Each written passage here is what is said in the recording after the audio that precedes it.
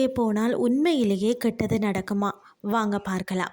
ஒரு கருப்பு பூனை குறுக்கே சென்றதால் உங்கள் பயணத்தை அல்லது நீங்கள் செல்லக்கூடிய வண்டியை 5 நிமிடங்களுக்கு நிறுத்தி இருக்கிறீர்களா?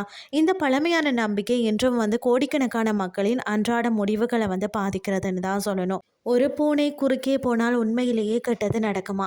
அல்லது இது பல நூற்றாண்டுகளாக பரிமாணம் அடைந்த பண்டைய நம்பிக்கைகளின் சுவாரஸ்யமான கலவையான்னு சொல்லி பார்க்கலாம்.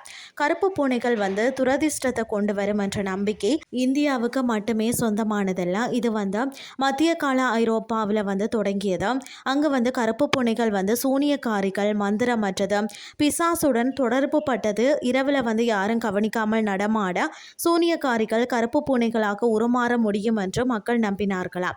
காலனித்துவம் மற்றது கலாச்சார பரிமாற்றம் பரவிய போதும் இந்த மூட நம்பிக்கைகள் இந்திய சமூகத்திலேயும் ஊடுருவி உள்ளூர் சகுனங்கள் மற்றது ஜோதிட நம்பிக்கைகளுடன் கலந்தது. இந்தியாவில் பூனைகள் தீயவை என்ற பயத்தை விட அது நேரம் மற்றது திசையுடன் ஒப்பிடப்படுகிறது.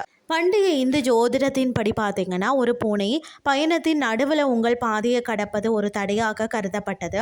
அதாவது ஒரு கணம் நிறுத்தி மீண்டும் நல்ல நேரத்தில் பயணத்தை தொடங்குவதற்கான ஒரு சிக்னல் போல பார்க்கப்படுகிறதா. காலப்போக்கில் தான் இந்த நடைமுறை கெட்ட சகுனம் என்ற மூட நம்பிக்கையாக மாறியது. எல்லா கலாச்சாரங்களும் கருப்பு பூனைகளுக்கு பயப்படுறதில்லை. ஜப்பானின் கருப்பு பூனை குறுக்கே போனால் செல்வம் வரும் என நம்பப்படுகிறதா. ஸ்கொட்லாந்தில் மக்கள் பார்த்திங்கன்னா எதிர்பாராத பணம் அல்லது புதிய விருந்தினர் வருவார்கள் என கருதுகிறார்கள். பண்டைய எகிப்தில் பூனைகள் பாதுகாப்பு கருவுதல் மற்றது மகிழ்ச்சியுடன் இணைக்கப்பட்ட புனித உயிரினங்களாக வழிபட்டன. கருப்பு பூனைகள் வைத்திருப்பது தெய்வீக ஆசீர்வாதத்தை கொண்டு வரும் என்றும் சில இடங்களில் நம்பப்படுகிறது. பூனைகள் எப்போதும் பார்த்திங்கன்னா மனிதர்களை கவர்ந்துள்ளன. அவை அமைதியானவை, மர்மமானவை மற்றது ஒளியின்றி இருள நகரும்.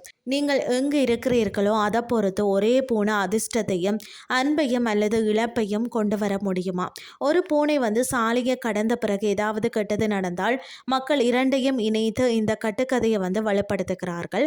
உண்மையிலேயே பூனைகள் தங்கள் உள்ளுணர்வுகளை பின்பற்றும் அப்பாவி விலங்குகள். மனிதர்களின் நம்பிக்கையை பற்றி அவற்றுக்கு தெரியாது. ஒரு கருப்பு பூனை சகுனமா அல்லது ஆசீர்வாதமா என்பது நீங்கள் இதை நம்புகிறீர்கள் என்பதை பொறுத்து தான். ஆன்மீகமும் மூட நம்பிக்கையும் கலந்த இந்தியாவில் இத்தகைய நம்பிக்கைகள் விலங்குகளை பற்றி பேசுவதை விட மனித உளவியலை பற்றியே அதிகம் வெளிப்படுகின்றன. இன்றைய கிறிஸ்டி உங்களுக்கு பிரயோசனமாக அமைஞ்சிருக்கும்னு சொல்லி நான் நம்புகிறேன். இதே மாதிரி மற்றும் ஒரு கிறிஸ்டின் வேலைக்கு உங்களை சந்திக்கிறேன். நன்றி.